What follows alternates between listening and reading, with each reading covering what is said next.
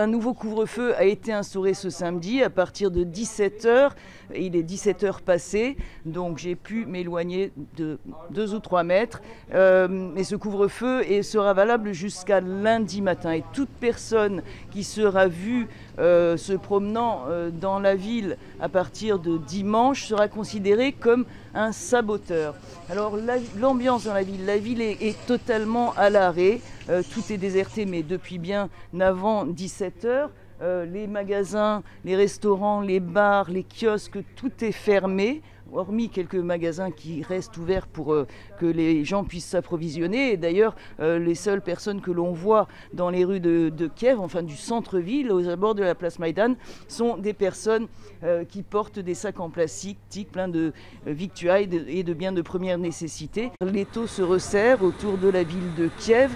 Les habitants se sont éveillés à la terrible nouvelle du bombardement d'un immeuble résidentiel ce matin qui a fait 2 morts, des personnes qui auraient été brûlées vives dans leur sommeil et 6 blessés. Et pour vous décrire l'ambiance, à nouveau, une nouvelle ligne d'appel a été créée par les autorités pour que les gens puissent appeler les gens qui cherchent leurs proches, qui ont besoin de savoir si leurs proches sont vivants ou morts, si leurs proches ont été faits prisonniers.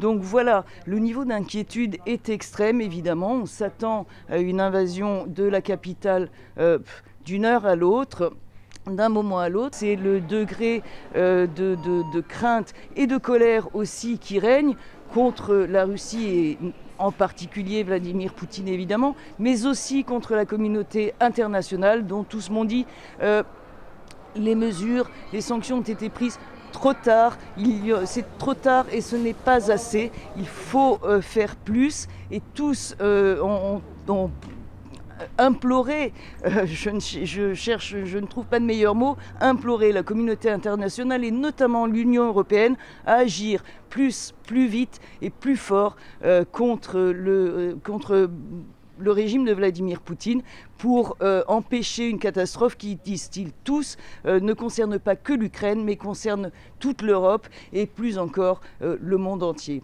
Valérie Goria de Kiev pour Euronews.